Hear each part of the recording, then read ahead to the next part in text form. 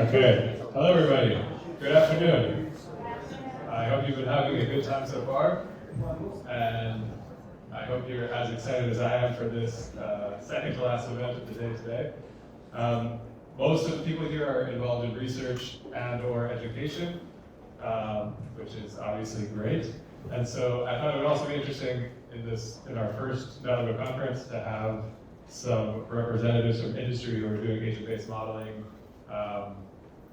in industry outside of academia or outside of education. And so we have up here some of really the leading companies doing agent-based modeling in a bunch of different domains. And so we're gonna have a conversation and hear about how agent-based modeling is being applied in that context. So the way that this is gonna work, well, each of them will give about a 5-minute introduction to themselves and their company and what they're doing. I'm gonna ask a couple questions, then I'll give you guys a chance to ask each other a question if you want, and then we'll open it up to the audience for questions. And yeah, I'll just come down and bring the mic around to whoever wants to ask a question. So with that, I guess we'll just go down the line if you want to introduce yourself and explain how you're using agent-based modeling in industry. Sure. So hi, my name is Paolo Gaudiano. Some of you might have heard me give a presentation earlier in which I talked about an agent-based model to help companies understand how they can make more money by treating their frontline employees better. I've actually been working in agent-based models since 2000, well, really for my entire career. I used to study computational neuroscience. So I built a lot of models and neural networks that in retrospect were basically agent-based models. In 2000, I left academia, and actually in 2001, I joined a company which I just started called Eichelsdoerfer. It was started by Guerin, who was a very well-known person in the field. Spent about 15 years developing simulations for all sorts of organizations, from Fortune 100 to global governments, governments around the globe. We worked with foundations, and we worked on a majority of projects that were business problems, but also a lot of them were societal problems. And then about 11 years ago, I saw an opportunity to do something that would combine my passion for actually making the world a better place with my passion for solving business problems. And I started a company called Aleria, and our purpose is really to help companies understand essentially it really started out in diversity, equity, and inclusion, which these days, unfortunately, is a field, let me just say 2025 was not an easy field. But my goal was really to understand or really provide a quantitative way of linking talent management practices to financial outcomes. And I felt that a lot of what I was seeing in diversity, equity, and inclusion, and more generally in HR and talent management, was an issue with how do you actually link what you want, which is I want my employees to be happy, with what the CEO wants, which is I want to make more money. And so I would say the mantra of the work that we do is how to get happier people and higher profits, and often in the reverse order, because ultimately we're speaking to a clientele who cares first and foremost about making the most money. Now, agent-based modeling, there's an interesting fact about what I do, which is that when we were at Ecosystem, we almost had this mantra of like every project is different. We built things from scratch. We had a library. We didn't use NetLogo other than for the kind of initial prototyping, but we built a library of models.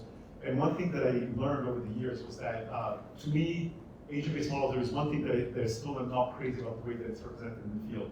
It's like statistics, in the sense that if you go work with a client, or if you go work with a vendor, they never sell you statistics, unless they're like SPSS, or or Excel. But you don't go to somebody and say, oh, what kind of Excel do you do? What kind of SPSS or statistics do you do? What you do is you say, I solve a problem X. I happen to use statistics. And I think that with agent-based modeling, I sometimes call it agent-based simulation because it's a long story, I actually avoid using that word at all. And if you look at most of my work, you will not hear me talk about agent-based modeling, even though a lot of that is at the heart of what I do. Because ultimately, what matters to people is the problems that we're solving, not the methodology. And even though the methodology is still relatively new, and there are some incredibly exciting things about it, I do think that it's important that we, as a field, get in the mindset of realizing that, yes, in academia, people study statistics. When you get outside of that, that's not what people are buying. And I want to make one final comment about statistics versus agent-based modeling and then pass it, which has motivated a lot of my work. I do a lot of teaching, by the way. So I teach, I do everything. I do research, I teach, and I work in the private sector. Statistics was invented 400 years ago or so. And it was invented, the word comes from the fact that it was used by heads of state when all they had was paper and pencil to try to figure out how to control and manage their populations, right? It's the word stata, right? It comes from that. That was 400 years ago. Today, I can simulate, we did a project 11, 12, 13 years ago for the US Navy, in which we simulated the entire US Navy, every single sailor, for 20 years, and took 1 minute on a cheap laptop. That kind of computational power is, in my opinion, what makes what we're doing today the future of the way that computation, analytics, decision making is going to go. Because instead of using bigger and bigger computers to solve larger and larger data sets, to train larger and larger, natural language processing and various LLMs and whatever else you have, to me that's the wrong path to go down. We're making computers more and more powerful, but we're not really using the power of the complexity that we capture with agent-based models. And so I hope that the collaboration between industry driving the motivation, where the money is going to come from, and the research and the teaching and the education that everybody else is doing, to me, that's where the real power of this conference is. And it's taken 30 years, but it's about damn time that we started meetings like these. Hi there, John Cordier, CEO and one of the co-founders of a company called Epistemix. Our kind of industry that we're presenting right now is mainly pharmaceutical and healthcare, and also working with some big insurance companies. We got into this through an academic collaboration with the University of Pittsburgh and a number of other programs through something called MIDAS, which was the Modeling Infectious Disease Agent Study. The goal of that team at the University of Pittsburgh was to build synthetic populations that could enable all different types of health conditions to be studied. So if you could understand incidence and prevalence, that was one thing. But if you actually understood what drove people's behavior that led to incidence, prevalence of health conditions, that's where the kind of early thinking for MIDAS started. In 2018, we licensed that technology into a company and started looking at commercial applications. And a kind of similar thing we've learned over that 7-8 year time frame is talking about the methodology is one thing, but it is really about outcomes and health outcomes, or the number of there was a talk earlier in this room about like health tech applications getting adopted, and it's like, it's really about like which applications are going to get adopted, which ones can actually get adopted, drive ROI for the company, and improve the health of populations. So one of the other talks today that Guerin gave, he mentioned data-driven agent-based modeling, and all of the things that we're doing to translate simulation into practice.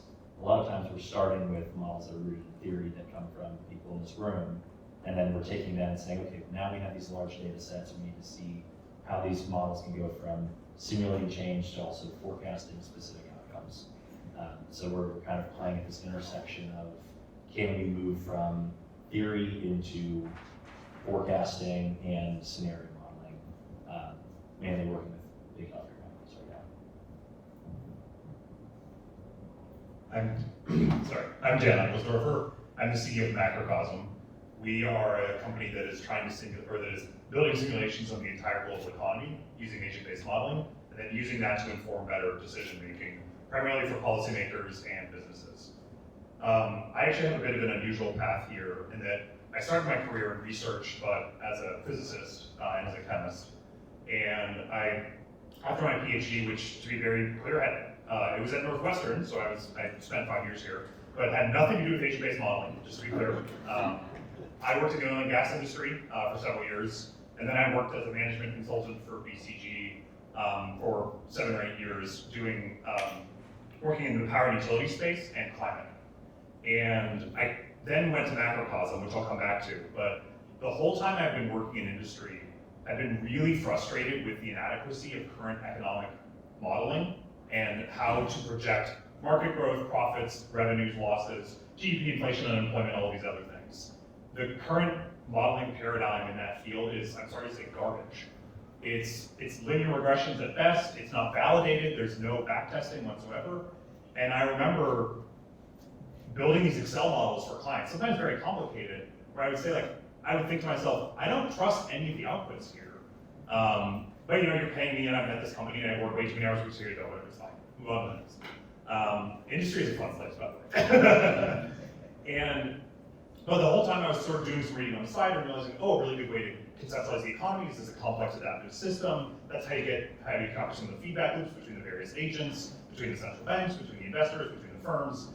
And then while I was looking for my next role, I realized, there's a group of people that have been thinking about this for a while. It's the likes of Rob Axtell, Jay Doan Farmer, if you know any of those names. Doan Farmer is actually the chief scientist of Macrocosm. So I joined up with them a couple of years ago and have been on that journey since. So we focus on, so like I said, our goal really is to simulate the entire global economy. We're starting now with supply chains and energy markets, because those are two areas that are data rich. We need, as everyone in this room knows very well, you need a lot of micro level data to calibrate and validate the simulations, both your inputs and outputs. And those are areas where you do have a lot of those data sets available. Those are also areas where there are real problems that need to be solved and will make the world a better place, in my opinion, if we solve them. And maybe most importantly, people will pay for those solutions because we are a business and we need to make money. And I will just, as I pass it over to Stephen, I'll just emphasize again, outcomes are how people buy from you. They don't care at all about agent-based modeling. Over the course of the past year, we've gone from talking a lot about agent-based modeling to barely mentioning it at all, and just showing why what we're doing is better or different. Hi, I'm Stephen Guerin, the owner and founder of SimTable, a research company called Redfish Group. Been living in Santa Fe since 2000, where I joined Stuart Kaufman and Eric Bonobo as part of BIOS Group, and then Eicheldsdoerfer, part of the Church of Complexity, if you will. And agent-based modeling, I think, is one of our liturgy, I guess. And still consider myself a student of complexity and agent-based modeling. When you read Seymour Papert, I think we're training students, and we're here with Patty and Alan here of the New Mexico Supercomputing Challenge. So we, 6th grade through 12th grade, it's like a statewide science fair, but very modeling centric, called Supercomputing Challenge from 91, when you actually needed a supercomputer, but now you see an Android or iPhone and that kind of evolution. But if you read Uri's paper on restructuration, right, and this changing of the analogy of going from Roman numerals to Arabic numerals, to going from algebra to algorithm. And I grew up in the in the late 70s. We had a Curious 80, and my father had a PDP-11.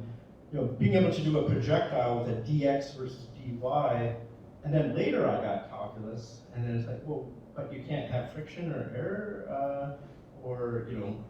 but you can with this dx dy. Why do I have to use the calculus, right? So I was right at that digital native, if you will, or agent native. Then I learned about links and patches. So in the applied world, the SimTable is in emergency management, and ultimately, how do you make a community resilient and collectively intelligent versus centralizing all the data from a common operating picture and collecting intelligence? So the learnings we have in agent-based modeling, as we move out into the applied world, to agent-oriented programming, just like as we went from procedural to object-oriented to agent-oriented, and really, how do you have decentralized intelligence and decentralized information? So, during a wildfire, we are blind for the first 3 hours, and yet we have all of our phone cameras and location. And can we stitch together what's happening in real time? But you need to have this decentralized mindset that you learned from NetLogo, that I don't need to centralize to a common place.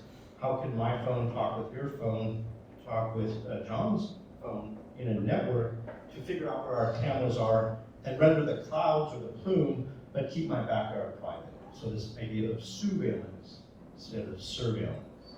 How do we become collectively intelligent with distributed intelligence, which I think is critically important in the age of agentic AI. The bastards took our name of agentic, right? I know. So we need to fight back with that decentralized nature and not get concentrated up in these big clouds. So bring the cloud back down to the ground. So we study things in New Mexico like the acequia, and people, maybe some of the ecologists here know Eleanor Ostrom.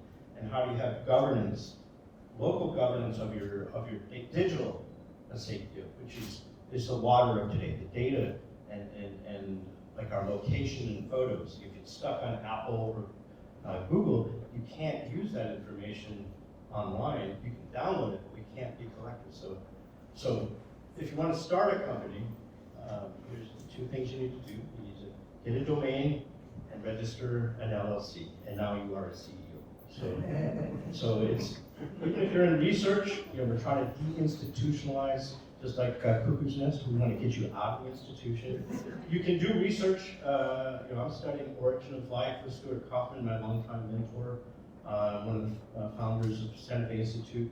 And what is a living, artificial life is also an interesting space. We don't know what life is completely, but it's complementary to artificial intelligence. If you can get a living system in your software and distributed system, it's probably going to be intelligent. Right? It's going to be in relation with each other. And I'll just point out Eric Smith and Harold Morowitz, the late Harold Morowitz. Life is a property of the system. It's an ecological property of a dual relationship. It's not a property of an individual. So we've got to take down those neo-Darwinists. It's not just about evolving and competition. It's always about a sympoetic. It's not autopoetic, which is by itself. It's not even self-organization. It's much more in relationship. And so if you're even trying to solve for least action, how a photon finds least time, it's a bi-directional. So a customer and a vendor, it's not just putting out product, it's that conversation. So the applied stuff, and I'll just say on agent-based modeling, and so what we do in like wildfire and evacuations is it's very reproducible in the sense that the GIS data is now we can just plug in a new elevation, zoom to an area, the roads are available, the fuels are available. So certain kind of things, you can just change the location. Other things that are much more bespoke, custom, that's more consulting, right? But that consulting also gives you what's reproducible that you can put out into a template and apply. And like I said, lastly, we used to be focused on training firefighters and crews, but we really find when they're using it, it's much more this community outreach and letting people understand that fire is good, and we need to have more fire and how to prepare your homes. So visualization and communication with agent-oriented programming, agent-based modeling, it's not just about prediction.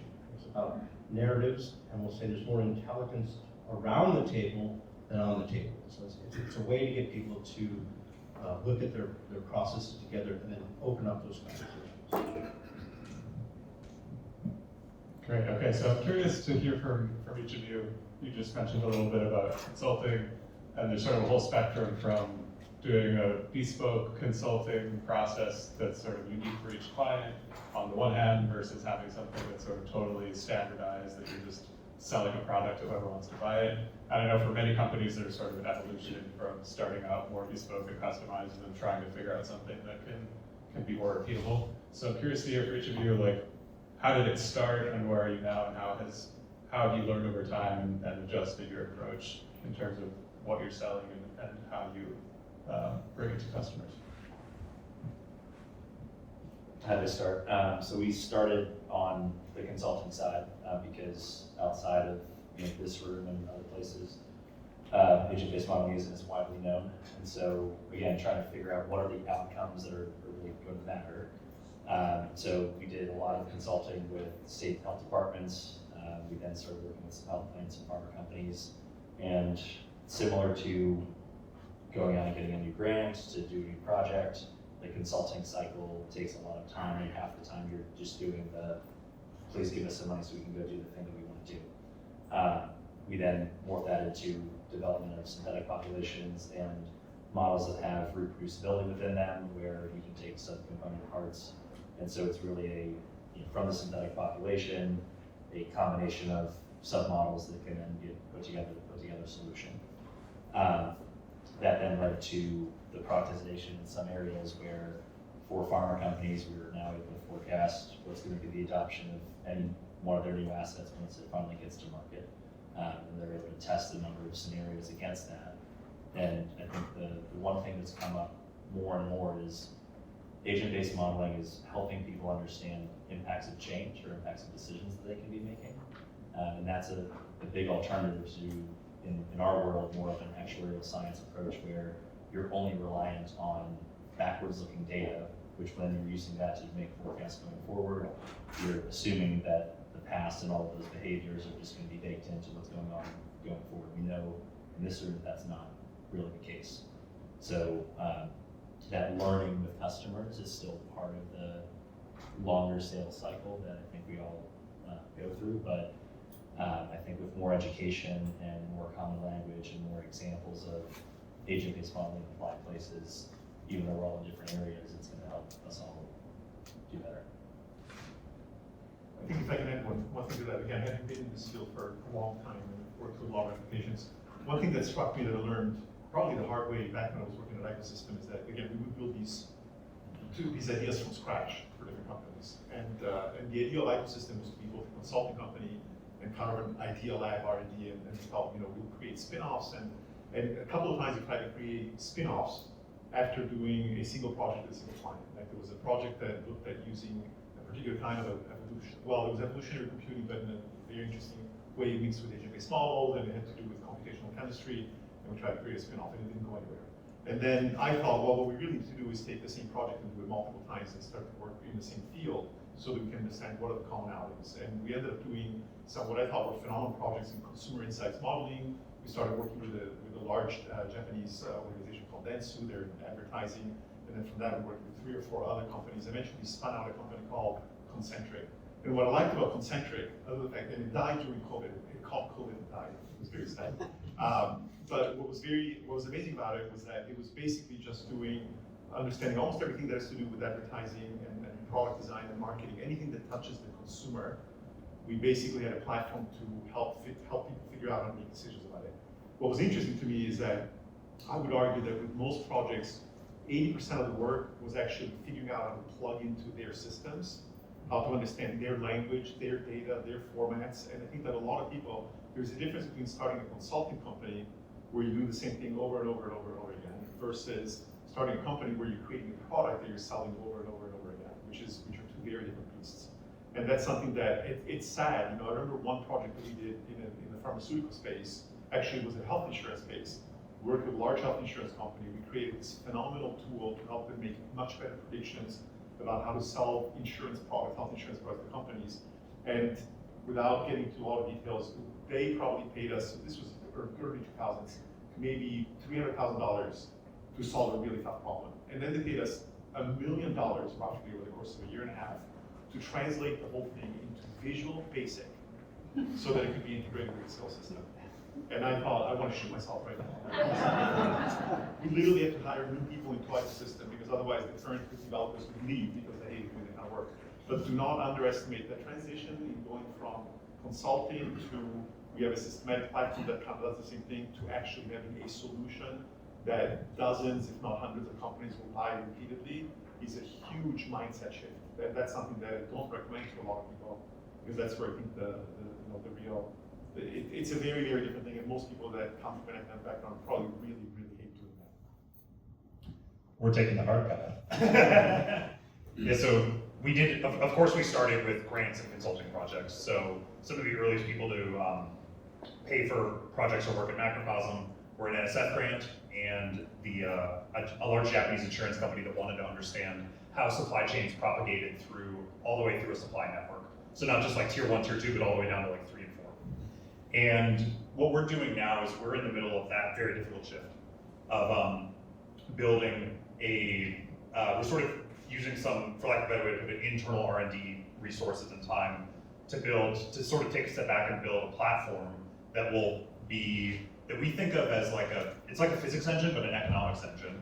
So if any of you are familiar with gaming, think of Unity, think of Unreal. We are doing that right now for economics. And then the idea is, for economic simulation more specifically, and then the idea is once that platform is constructed, going into specific verticals will be much easier. Now the devil is in a lot of the details, there's a lot of work that needs to be done. We're also thinking about how to best use the, I guess I have to say AI agents, for lack of a better way to put it. Again, I despise that they stole that term. And now when I talk to investors, they're like, oh, so you're an agentic company. It's like, anyway, yeah, sure. Well, yeah, will you give us money if I say that? Yes, of course, whatever you say. But no, we are what we're realizing is actually the ability to embed, if any of you are actually familiar with reinforcement learning, machine learning, AI, to embed economics as a sort of world model into the agents within our simulations is quite powerful. So that's what we're working on developing right now and building.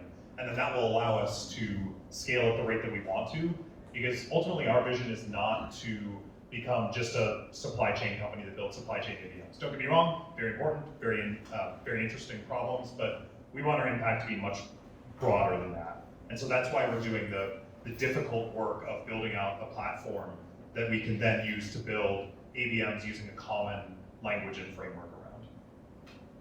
I'll just add that the platform and like common language can be really, really important. Because one of the challenges from a consulting project, even adoption of AVM perspective, you have the timeline that somebody has to make a decision, and then you have the timeline that it's taking to build models, and when that's being done by people.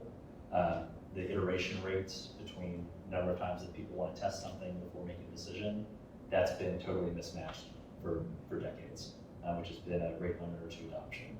So using some agentic systems to help them in the model building process, which is what one of the talks was about earlier today, that's going to become increasingly important because these decision makers, they're making decisions. I mean, we mentioned some Fortune 500 companies, energy companies, like these are people that are making decisions, ideally using agent-based modeling, but they're going to have impacts on hundreds of millions, billions of dollars.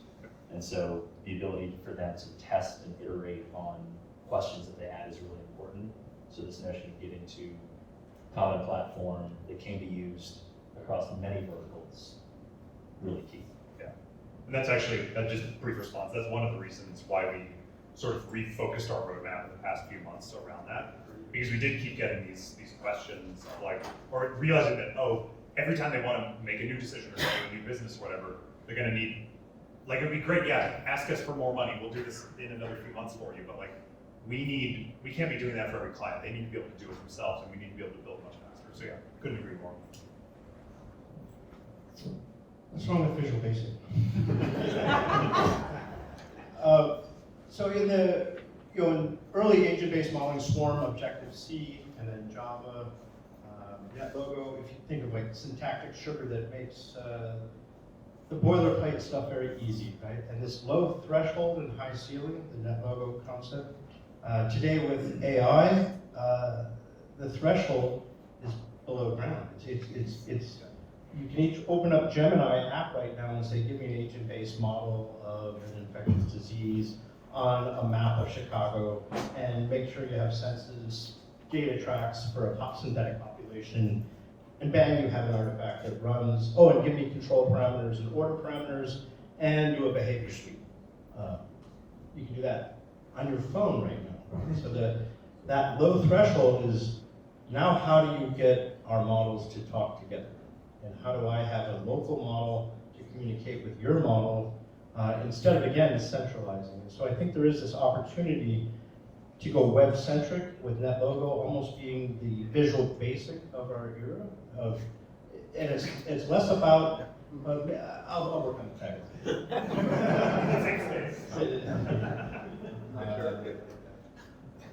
I think we have AgentScript, Owen Densmore, who did the early Macintosh on the team 15 when desktop publishing the Macintosh. He was brought over from Xerox to Mac, and he worked on the Lisa. And he's, when we wanted to make something on the web to deploy, the semantics of NetLogo was bar none, the right framework. And I think as we want many, if you have just a bunch of spaghetti models out there, but having the idea of what are your patches, what are your links, and what are your turtles, or if you really want to be a cocktail party host almost, instead of turtles, say Lagrangian. If you're using patches, say Eulerian, and if you're using links, say graph theory, right? So it's just who you're talking to. But all models are a hybrid. But being able to say, okay, you're making a model with turtles, but now I need a heat map aggregation to come into my model, right? And really embracing the protocol of the web. I was in China when the web came out in 93, 94, and the Great Firewall of China came out. I was kind of involved in naming that. But we also have our own walled gardens now. But there is ways that the browser can become a server again. That it can be actually hosting web requests, and can we come up with a platform or protocol across all these systems that every user, because once you write an artifact, how do you now deploy it and let it communicate? And not putting it up on some cloud.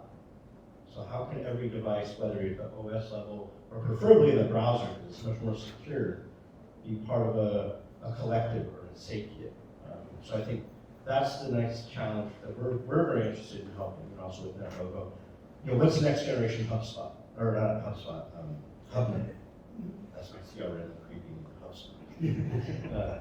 But yeah, so how, and that distributed connectedness, but you embracing the protocol of the web.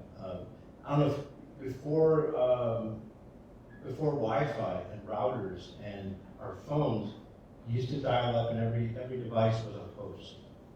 And host has 4 interesting meanings. Like you can host a party and you're responsible for it, but you can actually run servers on your machine. So being able to host again, to host your model of the world and transact with others. So I think that's a critical opportunity. Okay, I think now let's see if any of you guys have any questions you want to ask each other, and then after that we'll open them to the crowd. I can make a comment that's not, well, it could be framed as a question, but it's really more of a comment for everybody out there. This is an industry manual, but when I describe myself, I say, in fact, I've been teaching a course for years, that's how to manage complexity in business and society. And I do want to emphasize that there was something actually, Steve rails back, just did a great workshop and was talking about some of the ideas and some of the things that you have to be careful of when you build models. To me, one of the most important things about agent-based modeling, and we've heard that from several of you as well, it helps people make better decisions. And as much as it's great to go out and make money, which by the way, last year for me was a disaster, I made like 0 money, so don't go into industry in the private sector thinking you're gonna make a lot of money necessarily. But I also run a non-profit research organization that has been continuing to do some very interesting work. I then would encourage all of you to really think carefully about places that you see, problems that you see in the world that are maybe societal problems, even if there is not a financial opportunity for an outcome, which there may be eventually. Really think in the same way. Really think about, oh, I don't want to solve, not just, oh, I want to solve this problem. Really think about, like, what do I need to understand? How do I need to frame the problem? What is the actual kinds of questions we're going to be asking in order to be able to solve these problems for societal impact? Because there are a lot of really, really massive problems that are typically handled by philanthropies and nonprofit organizations that, in my opinion, are not being handled very well. They're based on anecdotal results. They're based on statistical data. They're based on metrics that are not the kind of metrics that are used in industry, and they're not the kind of metrics that are used in academia. So anyone here that's interested, don't think of it just in terms of I need to, create an LLC and come up with a domain name, which is a really good thing to do, even if you want to do a nonprofit. You still need that domain name to an LLC. But so that would just be a word of encouragement to just think about it beyond just industry in terms of making money by selling products.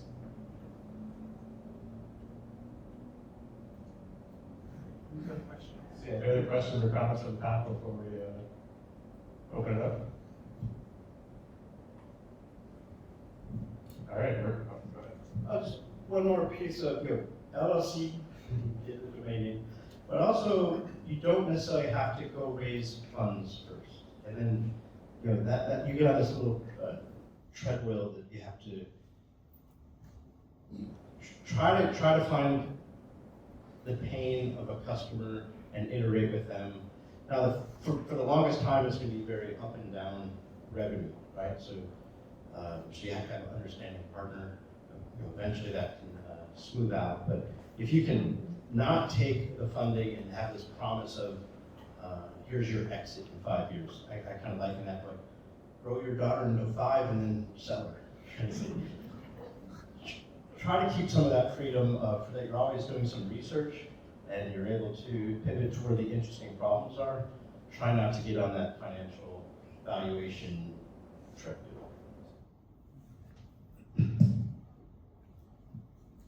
All right. Come pass the mic around.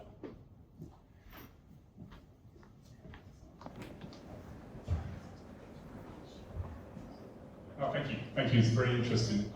So for my question, I've got two assumptions I'm making for this question. The first assumption is all of you have had success stories, and the second assumption is your future clients care about the success stories, right?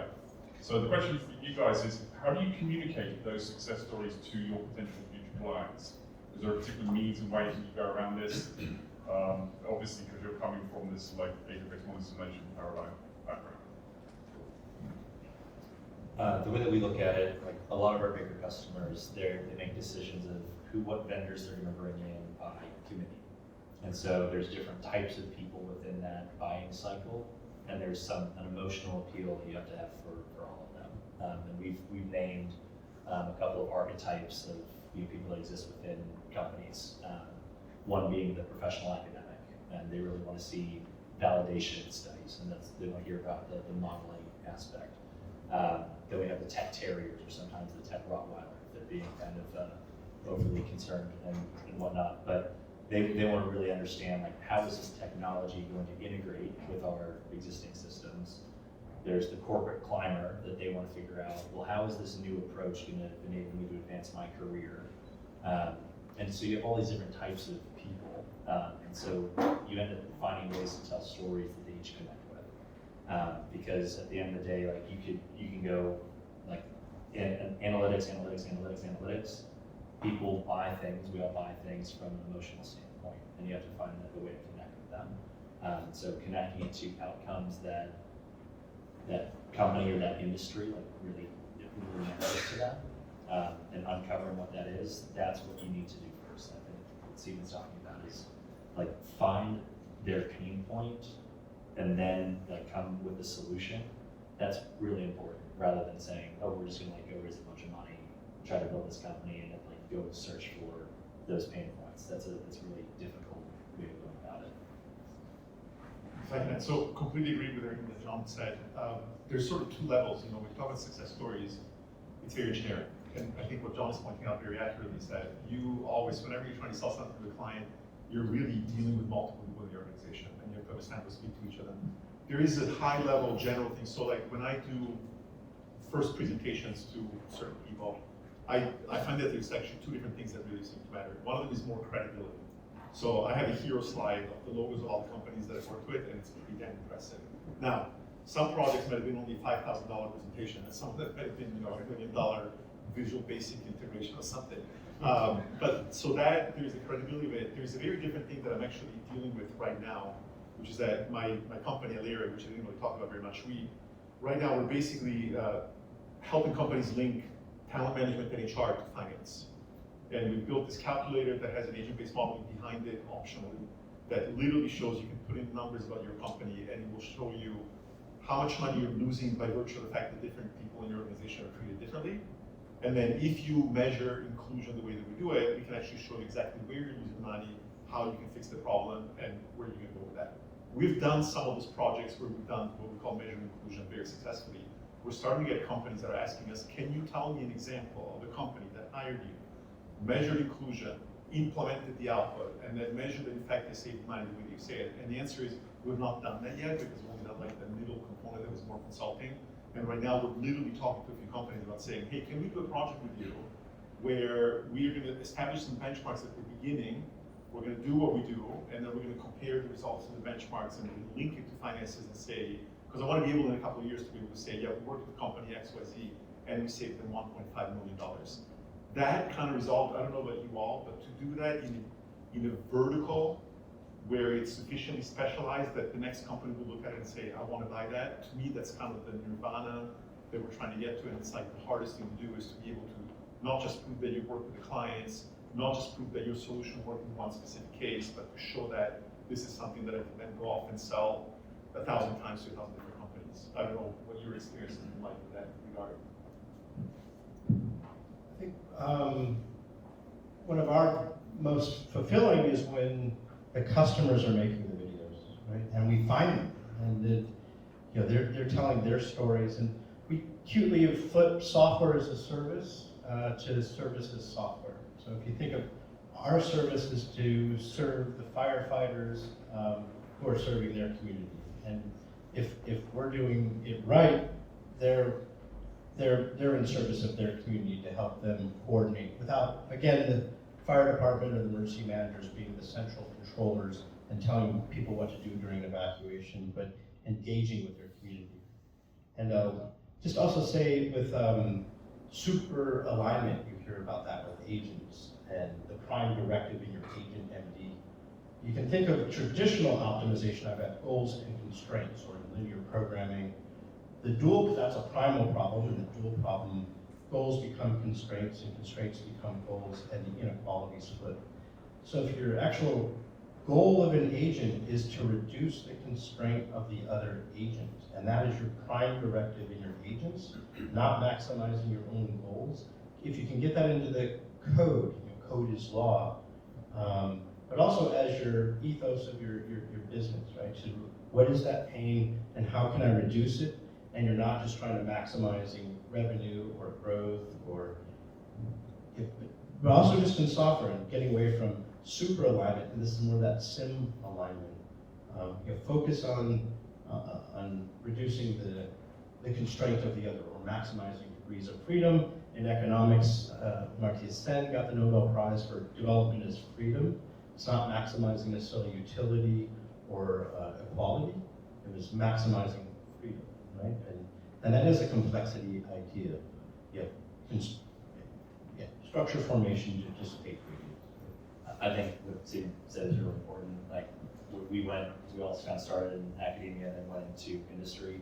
I think what you're really talking about is like empathy for what the customers are really doing with. And you can't have a company unless you're starting from a place of empathy with the challenges that you're helping to solve. That's a really important point.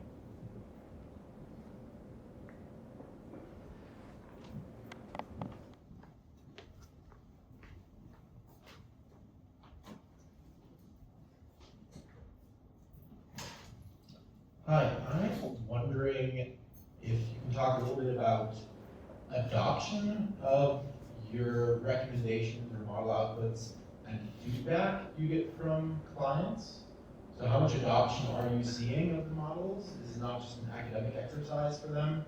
And then what kind of feedback are you getting from the clients and what that feedback cycle might look like? I can jump into this one. So let's take a large pharma company, for example.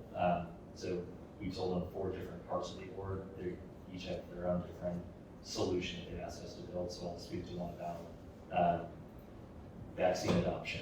And their key question is, what is our vaccine revenues going to be, and how can we best deploy our resources to make sure people who benefit from getting vaccines are likely to get them this year. So we have a model which is more or less a scenario-driven forecast, and they're testing different decisions they could make.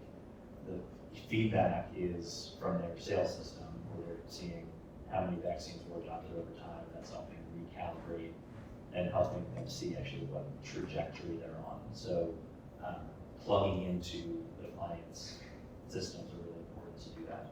And that's what brings the data-driven ABM to the picture for us. I think if I can add, there's actually a very deep question that maybe is not as deep as you meant it, but a lot of times what I found, especially when I was working at Ecosystem, we were doing all these kind of one-off projects, is that very often you have no idea what the client actually wants at the end and what they value, and they don't either.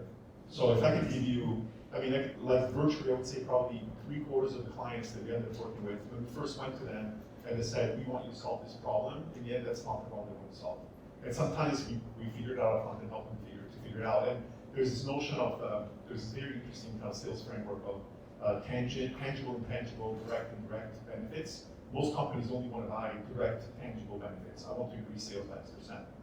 In one case, we worked with the insurance company, the one that I mentioned that paid us a bunch of money later to do the Visual Basic. They found that one of the biggest benefits was that we solved a huge problem in the friction between their salespeople and their actuaries. Because what was happening with their old model was that the actuary would set the parameters, and they would say, go out and sell this plan.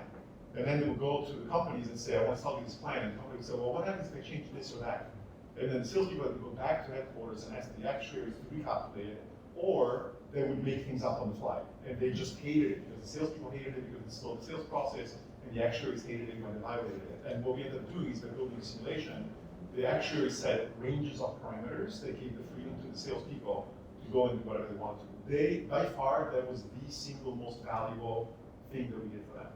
But the problem is that they had no idea that was the case at the beginning. And so being able to gather feedback from the clients and understand how did you use my results, what did you do with it, what was the value for it, and when Steven was talking about, like, if you can get a client to do a video that says not only, oh yeah, it was great working with them, but here's how I used it, that's gold. That's absolute gold.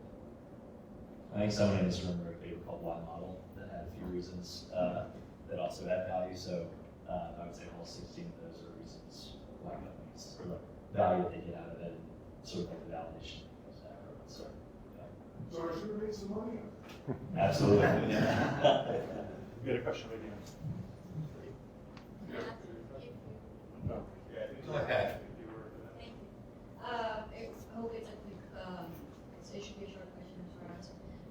So my question is specific to like when we were modeling for healthcare domains. How are you figuring out the balance between industries? So right now, industry has entered like healthcare technology in the last 10, 20 years.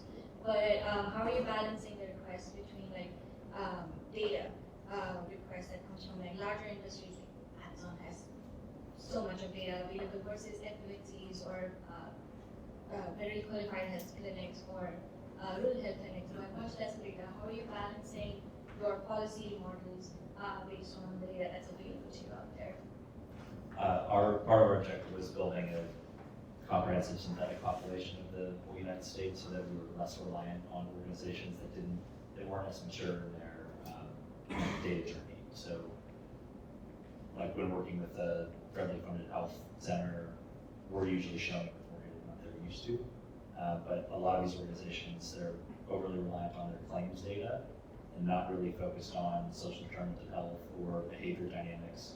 And that's where agent-based modeling can come in and have a place in a new way. So we're usually having to do a lot of education around how do you use a synthetic population that can be augmented with your claims data. And this in part goes back to your earlier point. We take a philosophy where there's actually two loops going on inside any customer's organization, inside the people they're working with in their mind. The one loop is the scientific loop. So having a model that can get recalibrated and you're showing within a certain confidence interval, you've been able to reconstruct what's gone on in the past. That then creates validation and trust. And both of these loops go back to having trust. And when that happens, you have the emotional loop that's going on. And the emotional loop is, I have a question, it's big enough for me to pay somebody else money for it. When I see the results, I have trust. When I see the interventions that I've put into place have the impact that they're supposed to have, because I trusted a model, they're like, oh, I'm more validated, not in who the vendor that they were working with was, but in themselves. And they see themselves as, oh, I actually can use this type of an approach to enact the change that I would have for the community that I'm working with. So both of those loops are always going on, but they're both rooted in trust. Thank you. Just a comment on the data and the adoption as well. So if you think of this movement towards world models today, and if you think of writing in a NetLogo way where your models can be headless, right, and then breaking it into a model, view, and controller. And so the adoption is, if I'm running a model with, say, 4 layers of fire and flood, someone can come up and QR code onto that and get the view, and maybe a controller change the wind. But the inputs, if you think of NetLogo GIS extension with data sets, right? So this data set can be an input to my model. And if you think of models as just transforms to make other GIS data sets, whether vector or raster or now 3D tiles or Gaussian slats, that I'm bringing in your data set and I'm putting out a data set as a model and giving everybody the ability to view and control, some kind of control, and that's a much more viral, decentralized, distributed growth of world models, instead of, again, it all being concentrated into Google or NVIDIA's world models, right? So think of that NetLogo thinking of this distributed, decentralized architectures as you deploy in the world. Dan, you can be quiet. I'll wait for the next question. Okay, yeah, actually, this will touch on some of what you were talking about. So A lot of my work's been around corporate sustainability and ESG things. And what I'm interested in is, as you're developing analytical tools to help companies make decisions, some of their decisions are driven by like, yeah, we want to do what's going to be best for the bottom line, and there's a lot of evidence, for instance, Walmart, lots of other Fortune 500 companies find that developing, kind of using their supply chains to push for reducing Scope 3, greenhouse gas emissions, other things are good for the long-term health of the business and good for attracting investors. Companies, HR finds that having credible sustainability plans really reduces the cost of recruiting and retaining really good talent. You talked about the importance of happy employees, and that has a big financial benefit. And so companies were kind of really leaning into this, and then you get this whole pushback against local corporations, and there starts to be this ideology, whatever that analysis says, we also have all this political pressure, and maybe we don't believe the analysis you're giving so much. So from the point of view of people who are selling information and decision tools to companies, what's it like from your position in your businesses when you get these big shifts in what kinds of things C-suite people are willing to hear? That's a very deep question I've thought a lot about, but I don't want to eat up everyone's time. So I would say, for me, or for us, so one thing is, oftentimes it's a minority, but it's larger than you think, of firms who will just keep doing the work that they are doing in a sort of pro-environmental or social or whatever direction. And what they will do is when the political winds, especially in the United States, shift against them, they will just be quiet about it, but they're going to keep doing it. And a good example is actually insurance companies.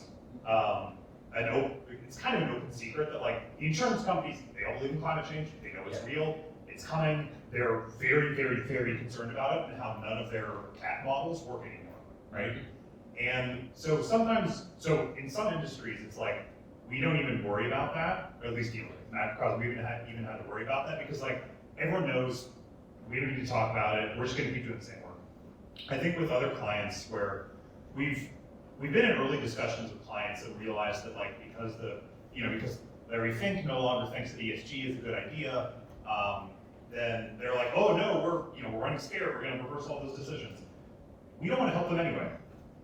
I mean, to be kind of blunt about it, is one of the things that we have as a startup is we do have some, I mean, there's chicken or egg, it's we also want money, but we do have some ability over who we approach.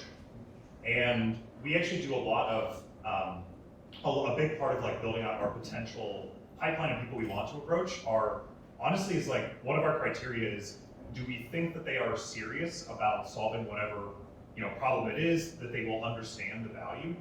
Because we don't want to be explaining to them why it's still a good idea to worry about climate change, or worry about rising sea levels, or worry about rising name any of the other problems that we've been talking about. Because if we do that, then we don't want them as a client. So we actually spend a lot of time up front in identifying, okay, in this industry, of the hundreds of companies that we could approach, that is one of the filters of the criteria that we use.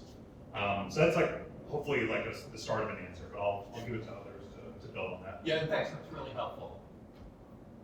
I've had a couple of ideas. Given that, so as I mentioned, my field, so between the end of January and early February 2025, my company lost every single client that we had. Now, what's interesting is that we were clearly, we talked about measured inclusion, so we fell under the DEI umbrella, even though my entire life doing this work since 2015, we were very clear to say, look, we're looking at it in a very different way.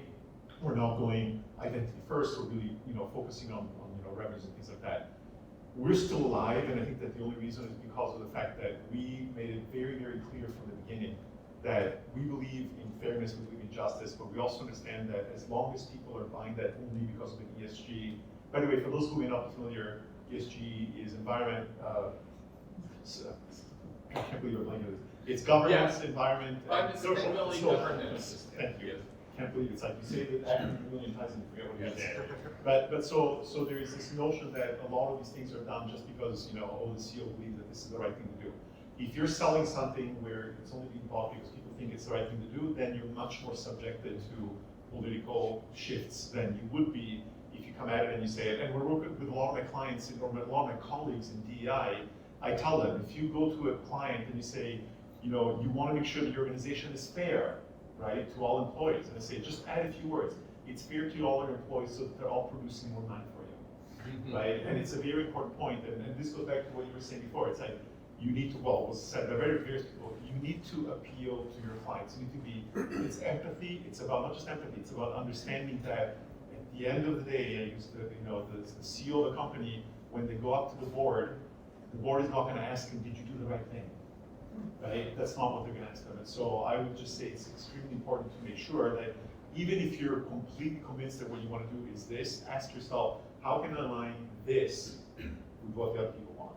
How can I create alignment instead of like butting heads with them and saying, oh, you know, you're only doing this because it's performative DEI. Yes, it is, but it's because we didn't give them a good enough reason to turn it into a part of the business strategy. And if we do that, then I guarantee you that they will do kind of like what what Dan was saying about insurance. Insurance is like, yeah, well, we know the stuff is coming anyway, so we're gonna keep doing it. With DI, unfortunately, that's not been as clear.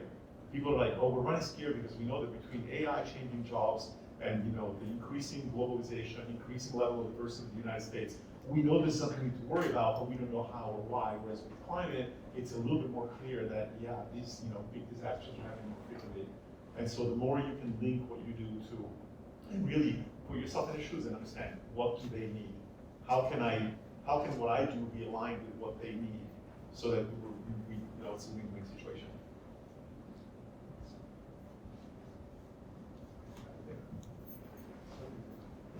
All right, I think this will be our last question. Sorry for anybody who didn't get to ask, but these guys will be around during the poster session if you want to finally ask a question. So I have a question about NetLogo in the context of something else it helps me with. So on the one hand, you can build a model that answers somebody's question, and it may be very helpful. But I found that for me, the greatest benefit from working with NetLogo is to understand how a system works in a completely different way. And that it fundamentally changes how I think about the work. And so even in my lab, those who don't actually make models or play with the models, they don't get it. It's just an animation that they see and it looks cool, but they don't really absorb what the NetLogo experience can deliver. So is there some aspect of that in what you do that allows you to change the mind, the way people think, for who you are delivering these products? Yes. Yeah, absolutely. But like within the organizations I think we're all working with, there's some people that part of the value to them is that deeper understanding. A lot of those people sit in strategy roles or planning roles, and like with that new information, because they've gone deep and been able to participate in helping put the model together and understand results, they get a lot more intrinsic value from working with somebody, whereas another group of people might just say, oh, this gave us a better forecast, or this gave us a better, Q3 earnings. It all depends on who you work with, but there are people in the organizations we all work with that part of that intrinsic value is the greater sense of understanding, and if that can be spread across the organization, all the better. But sometimes there's big nuggets stuff along the way. I would ask that, I think, and Forrest will talk about this a little bit more tomorrow, but just the dynamics of, I'm actually teaching landscape architecture and design too, and the generative art side. So sometimes your turtles don't have to represent some concept, but really just understanding interaction rules and how they give rise to a pattern, right? And really letting generative art play out and exploring that computational space, much like someone in mathematics is doing it for the pattern. So I think but I think it's only through practice and doing it versus, oh, look at the answer. And all right, or if you do this rule, it'll give you this. So it is that playful, and also ultimately finding where is it at a phase transition that I get the most expressiveness. I think any artist knows how to tune, even with materials, traditional materials, just wet enough but not too wet, and all this stuff comes out. So I think that's some of the fun and the beauty of it. If I can make one last comment, so completely agree with you, absolutely. It's one of the great things about database modeling is the ability to explain things. And I want to say, more than 8 years ago, I wrote a paper, the title of which was Big Data, Little Brain. And I jokingly, but not so jokingly, talked about the fact that we're so obsessed with extracting value of data that they forget that there's a lot of understanding and knowledge that is at least equally important, in some cases more important. Today, with AI, I've been talking about black boxes, talking about black boxes. You know, I might say things and I'll say, this is unlike black box models. This is something that actually gives you powerful insights into how a system works. And that's something that I leverage all the time because I think that AI is like conquering the world, and there's a lot of things that AI will never be able to do that agent-based models can do. So thank you, that was really good fun. All right, let's thank our panel up here.